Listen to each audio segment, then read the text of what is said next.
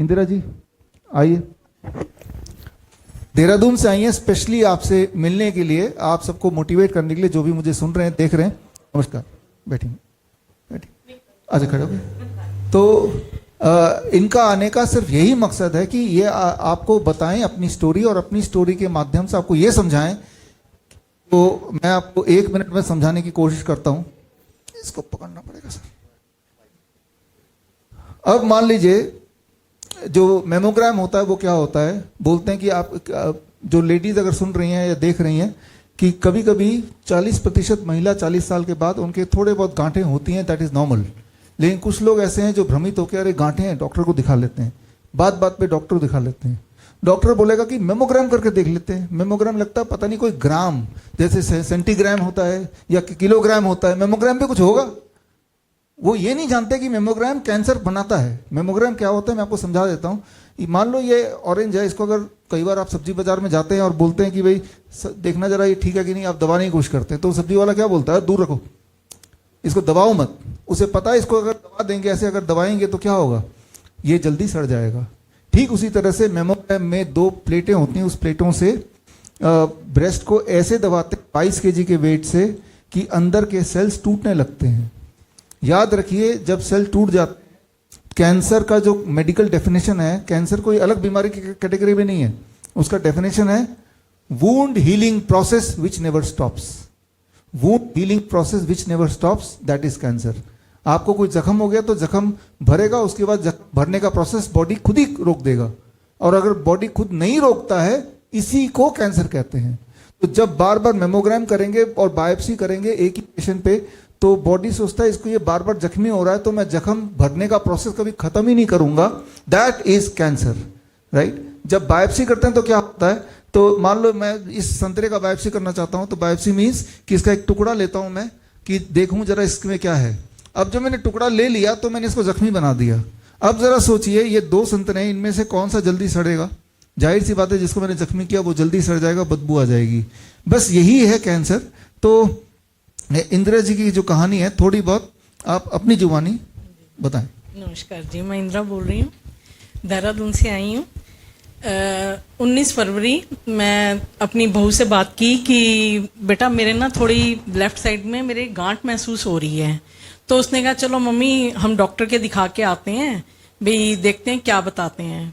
तो हम डॉक्टर के गए, उन्होंने एक मेमोग्राफी टेस्ट लिख दिया। तो वो टेस्ट हुआ मेरा, और टेस्ट की रिपोर्ट से उनको सेटिस्फेक्शन नहीं हुई, उन्होंने एफएनसी कर दी, और उसके बाद फिर एक अल्ट्रासाउंड किया, और नेक्स्ट डे के लिए बोला कि रिपोर्ट कर लेंगे। तो नेक्स्ट डे जब रिपोर्ट आई तो मेरे बच्चों को ऐसे डराया गया कि तुम्हारी मम्मी की तो 4 स्टेज है, आप इनको कैसे यहाँ पे लेके बैठे हुए हो, आप एक काम कीजिए दिल्ली में जाइए और राजीव गांधी कैंसर हॉस्पिटल है, वहाँ से इनका ट्रीटमेंट करवाइए। तो मैंने अपने बच्चों को यही कहा कि मैंने कहा देखो मैं एलोपैथिक में तो बिल्कुल जाऊंगी नहीं। और बेटा घर पे आया, हमने, मैं और मेरा बेटा ये आचार्य मनीष जी के हम वीडियोस देखते होते थे, और सिद्धू जी की भी वीडियो हमने देखी थी उन्हीं दिनों। तो मेरे बेटे ने 2 दिन घर पर ही मुझे ये हरी धनिया और धनिया, पुदीना, करी पत्ता और आंवला, इन चीजों, हल्दी, कच्ची हल्दी, इनका जूस बना के मुझे सुबह से शाम तक दिन में 4-5 बार जब भी भूख लगती थी वही पीने को देता था मुझे। और ना ही कोई मेरे को खाने को अन्न दिया, ना कोई कुछ और नहीं खाना। हाँ, सिर्फ यही खाया 2 दिन तक, सिर्फ यही खाया, कुछ और नहीं खाया। और इन्होंने एक वीडियो देखी हुई थी, मैंने डाली हुई थी, एडवोकेट अश्विनी उपाध्याय, आप सब जानते होंगे, सुप्रीम कोर्ट के लॉयर हैं। हाँ, तो उनकी एक वीडियो मैंने यूट्यूब पर डाली थी, उनकी 3 दिन में छाती की 3 गांठें इसी जूस से खत्म की थी हमने। हाँ, तो इन्होंने वही वीडियो देखी हुई थी जी। और वही 2 दिन हमने घर पे सब कुछ फॉलो किया, और उससे तीसरे दिन हिम्स में हमने वहाँ पे अपॉइंटमेंट ली, और वहाँ पर 21 फरवरी को, हाँ जी, उसी दिन हम आए, वहाँ पे एडमिट हुई मैं। और मैंने वहाँ पे करीब अभी 4-5 ही दिन हुए थे मुझे, जो वहाँ की डाइट फॉलो कर रही थी, और जो वहाँ पे मेरे को थेरेपीज दी जाती थी। 6 दिन में मेरी गांठ इतनी बड़ी जो थी वो ना के बराबर बिल्कुल छोटी सी रह गई, 6 दिन में सिर्फ। और उसके बाद फिर उसके बाद 1 तारीख को जब दोबारा इनका इंटरव्यू किया 1 मार्च को, तो इन्होंने बताया कि मेरी गांठ अब बिल्कुल भी फील नहीं होती और ना इनको दर्द हुई ना उसके बाद इनको कोई दिक्कत हुई। और इनकी डायबिटीज थी कई सालों से, वो भी मेरी अब इनकी बिल्कुल नॉर्मल है। फर्स्ट डे ही दवाइयां बंद हो गई जो कि कई सालों से खा रही थी। जी जी।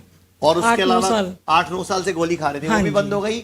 और अब आज 18 मार्च हो गई, जी तो अभी ये मैंने कहा ये सब स्टोरी हमें सबको बिल्कुल बतानी चाहिए।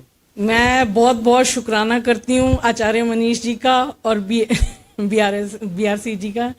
तो और मैं ये बोलना चाहूंगा कि जैसे इन्होंने ये रास्ता चुना, अगर ये वो वाला रास्ता चुनते जो कि एलोपैथिक सर्जरी में। होती, फिर जी। ब्रेस्ट रिमूव होती, कीमो होती, रेडिएशन होता और इनके लाखों रुपए भी लगते, शरीर भी खराब होता, फिर थोड़े टाइम बाद दूसरी ब्रेस्ट में आ जाता, फिर बगल के नीचे आ जाता, फिर बोलते हैं पेट में आ गया, फिर बोलते हैं बॉडी में फैल गया, अब मैडम के पास थोड़े दिन बचे हैं। बिल्कुल ऐसे ही होता है हर पेशेंट के साथ। आप मिलोगे ना तो ब्रेस्ट कैंसर के पेशेंट पहले एक साइड पे होगा, फिर दूसरी साइड, क्योंकि आपने कारण खत्म नहीं किया, बॉडी में इंफ्लेमेशन ठीक नहीं करी। तो आप कुछ बोलना चाह रहे थे?